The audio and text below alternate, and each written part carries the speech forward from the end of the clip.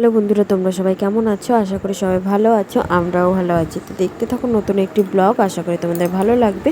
দেখো সকালবেলা উঠেছি, আর উঠে আজকে তোমাদের দিয়ে দেখো বৃষ্টির জল দিয়ে আজকে শুরু করলাম। দেখো মানে এত প্রচণ্ড পরিমাণে, মানে পরশু দিন থেকে বৃষ্টি হচ্ছে, তো প্রচণ্ড পরিমাণে বৃষ্টি হয়েছে। আর এত বৃষ্টির জোরে দেখো চারিদিকে খালি জল আর জল। আমাদের তো সামনে পেছনে দুই দিকেই জল। আর এদিকে তোমাদের সামনের দিকটা দেখালাম, পেছনের দিকটা দেখানো হয়নি, তো পেছনের দিকটাও দেখাবো। একটু করে নিয়েছি, গ্যাসটা পরিষ্কার করে নিয়েছি, কারণ আজকে শুক্রবার, তো তার জন্য দিয়ে গ্যাসটা পরিষ্কার করে নিয়ে এদিকে চা বসাতে চলে এসেছি। আমার জন্য আগে খাবারটা বানিয়ে নেবো, তারপরে চা খাবো। আর আজকে যেহেতু শুক্রবার ছিল, তো তার জন্য দিয়ে একটু রান্নাঘর পরিষ্কার করা, মানে আজ শুক্রবার দিন একটু নিরামিষের দিন না, মানে কাজেরও একটু বেশি চাপ থাকে। আর এইদিকে প্রচণ্ড পরিমাণে বৃষ্টি, আর এই দিকটা দেখো আমাদের পেছনের দিক, কলপাড়ের দিক তো যাওয়াই যাচ্ছে না।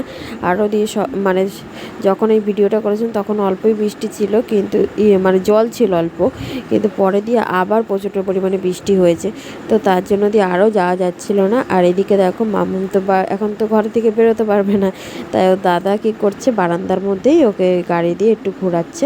আর ওইটা হচ্ছে বড় মামার গাড়ি। আর এইদিকে দেখো আমি সব বারান্দার মধ্যে এনে থুয়েছি জামা কাপড় ধোবো বলে। আর বাইরের দিকে দেখো বৃষ্টি হচ্ছে।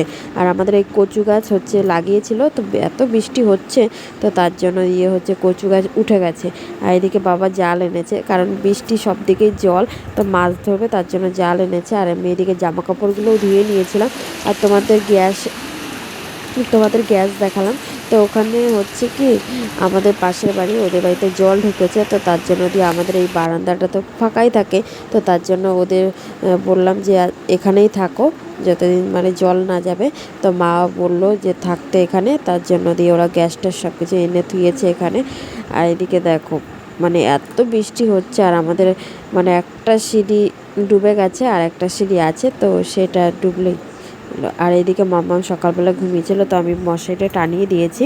আর মানে আমাদের এদিকটাই, আমাদের বাড়ি যেহেতু কালনাতে, তো মানে সব জায়গায় হচ্ছে ডেঙ্গুটা, কিন্তু খবরে দেখাচ্ছিলো এই কালনাতে বেশি হয়েছে, তো তার জন্য মাম্মামকে দিনের বেলা এখন শোয়ালে, দিনের বেলাতেও আমি মশারি টানিয়ে দিই।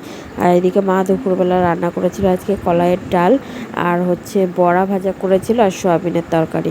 তো আমি ভাত দেবো, তার জন্য ভাতটা বেড়ে নিচ্ছিলাম। আর তোমরাও এই ডেঙ্গু থেকে সাবধানে থাকবে সবসময়, মানে যখনই শোবে মশারিটা টানিয়েই শোবে। আর এদিকে দেখো আমরা বিকেলবেলা মানে দুপুরবেলা খাওয়া দাওয়ার পরে আমরা ঘুমিয়েছিলাম, তো ঘুম থেকে উঠে তা মা দেখি বারান্দায় বসে রয়েছে। তো এখানে আরও মানে পাশের বাড়ির কাকিমা এসছে, তো তাদের সাথে দিয়ে কথা বলছিলাম। হ্যাঁ, আমিও বসেছিলাম, তাই আমারটাও দেখিয়ে দিলাম তোমাদের। আর মাকে আমি কিছু একটা বলছিলাম।